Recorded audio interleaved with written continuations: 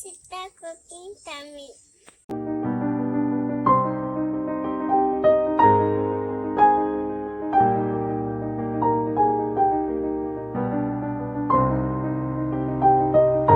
Hello friends, இன்றைக்கி பார்த்தீங்கன்னா நான் எக் நூடுல்ஸ் தான் செய்ய போகிறேன்.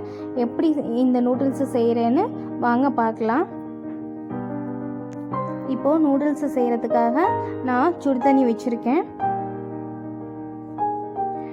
நான் இன்றைக்கி பிளைன் நூடுல்ஸ் தான் எடுத்திருக்கேன். இதில் பார்த்தீங்கன்னா உப்பு இருக்காது, அதனால நூடுல்ஸுக்கு தேவையான உப்பு சேர்த்துக்கிறேன். ஒரு 2 டேபிள் ஸ்பூன் அளவுக்கு ஆயில் விட்டுக்கிறேன். இப்போ தண்ணி கொதி வந்துடுச்சு. இப்போ நான் இந்த நூடுல்ஸை சேர்த்துக்கிறேன். இந்த நூடுல்ஸ் பார்த்தீங்கன்னா கரெக்டாக ஒரு 5 மினிட்ஸ் இதில் வேகணும். நார்மல் நம்ம இப்பி நூடுல்ஸ், மேகி நூடுல்ஸ் அதெல்லாம் பார்த்தீங்கன்னா ஒரு 3 மினிட்ஸ்லேயே ரெடி ஆகிடும். பட் இந்த நூடுல்ஸ் பார்த்தீங்கன்னா ஒரு 5 மினிட்ஸ் ஆகும் வேகிறதுக்கு.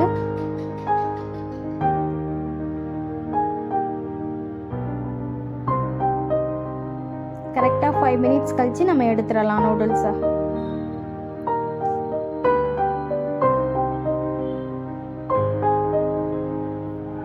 இப்போது கரெக்டாக 5 மினிட்ஸ் ஆயிடுச்சு. இதை இப்போது வேறு பிளேட்டுக்கு நம்ம மாற்றிக்கலாம். இந்த நூடுல்ஸ் பார்த்தீங்கன்னா ரொம்ப லென்த்தியாக இருக்கும், பட் நீங்கள் கட் பண்ணிக்கோங்க வேணும்னா. இப்போ எல்லா நூடுல்ஸையும் நான் வேறு பிளேட்டில் மாற்றி எடுத்துட்டேன்.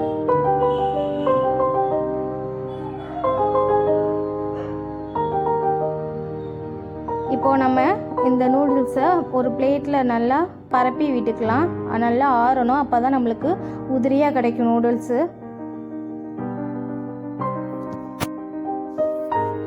இப்போது நம்ம முட்டையை வறுத்து எடுத்துக்கலாம்.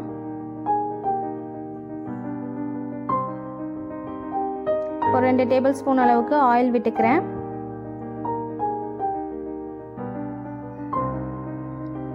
இன்றைக்கி நான் இந்த நூடுல்ஸ் செய்கிறதுக்காக ஒரு 3 முட்டை எடுத்திருக்கேன்.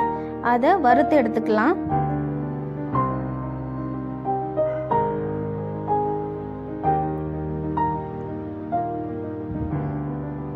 இப்போ இந்த முட்டைக்கு தேவையான ஒரு பிஞ்ச் அளவுக்கு உப்பு சேர்த்துக்கலாம். இது கூட கொஞ்சம் பெப்பர் சேர்த்துக்கலாம், பட் நான் இன்றைக்கி சேர்க்கல. முட்டையை நல்லா வறுந்து வந்துடுச்சு. இப்போ இதை இறக்கிக்கலாம்.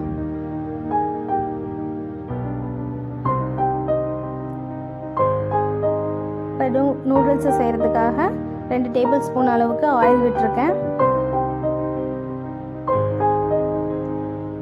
இது கூட ஒரு டீஸ்பூன் அளவுக்கு பூண்டு துருவி வச்சுருக்கேன். அதை சேர்த்து வறுத்துக்கலாம்.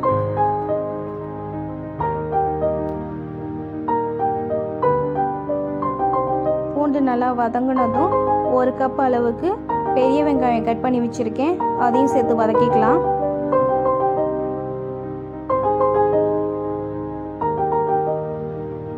வெங்காயம் பார்த்தீங்கன்னா ரொம்ப வதங்க வேண்டியதில்லை, லைட்டாக வதங்கினா போதும்.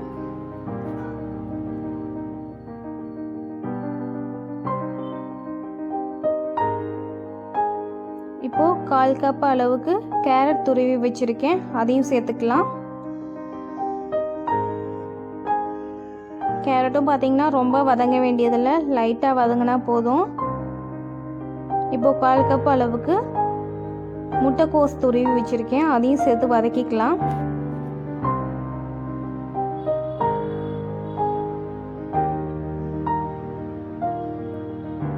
இப்போ இது கூட ஒரு குடமிளகாய் கட் பண்ணி வச்சுருக்கேன். அதையும் சேர்த்து வதக்கிக்கலாம்.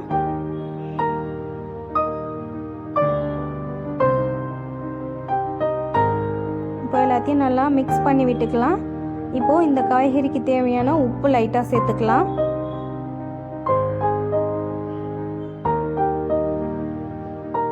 காய்கறி எல்லாத்தையும் நல்லா மிக்ஸ் பண்ணி விட்டுட்டு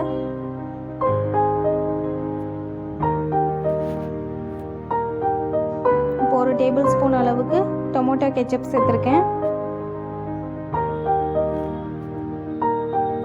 ஒரு டேபிள் ஸ்பூன் அளவுக்கு ரெட் சில்லி சாஸ் சேர்த்துருக்கேன். ஒரு டேபிள் ஸ்பூன் அளவுக்கு சோயா சாஸ் சேர்த்துருக்கேன். உப்பு பார்த்து சேர்த்துக்கோங்க, ஏன்னா இந்த சாஸ் எல்லாத்துலேயுமே உப்பு இருக்கும் ஆல்ரெடி.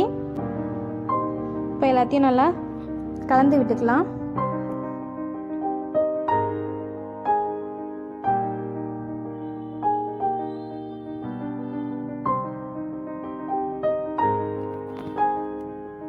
இப்போது நம்ம ஆற வச்சுருக்க நூடுல்ஸை இதில் சேர்த்துக்கலாம்.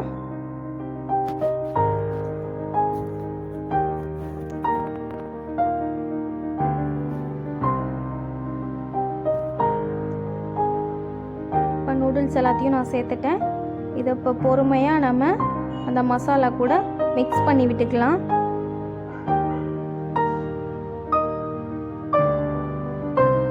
பொறுமையாக கலந்து விட்டுக்கலாம்.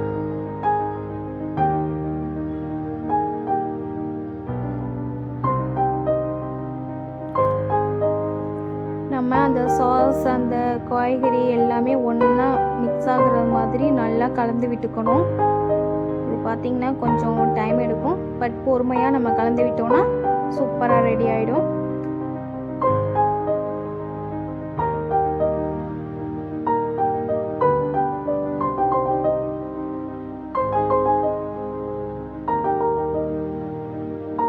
எனக்கு உப்பு பத்தலை, அதனால இன்னும் கொஞ்சம் லைட்டாக உப்பு சேர்த்துருக்கேன்.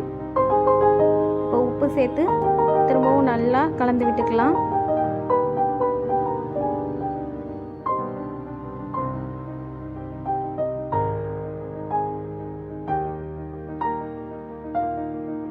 இப்போ எல்லாத்தையும் நல்லா கலந்து விட்டாச்சு. இந்த ஸ்டேஜில் நான் வறுத்து வச்சுருக்க முட்டையை அதில் சேர்த்துக்கிறேன். இப்போது முட்டையை சேர்த்தும் நல்லா மிக்ஸ் பண்ணி கலந்து விட்டுக்கலாம்.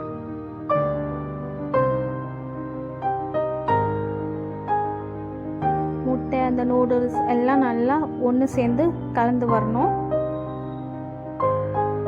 ஃபைனலாக நீங்கள் கொஞ்சம் பெப்பர் பொடி சேர்த்துக்கலாம், பட் நான் இன்னைக்கு சேர்க்கல, மறந்துட்டேன். அவ்வளோதான், நம்மளோட நூடுல்ஸ் சூப்பராக ரெடி ஆகிடுச்சு. இது கூட லைட்டாக நீங்கள் பெப்பர் சேர்த்துக்கோங்க, அது சேர்த்தா தான் இன்னும் கொஞ்சம் டேஸ்ட் கொடுக்கும். நம்மளோட சூப்பரான நூடுல்ஸ் ரெடி ஆயிடுச்சு. ரொம்பவே ஈஸியான ஒரு ரெசிபி, நீங்களும் ட்ரை பண்ணி பாருங்கள், ரொம்பவே நல்லாயிருக்கும்.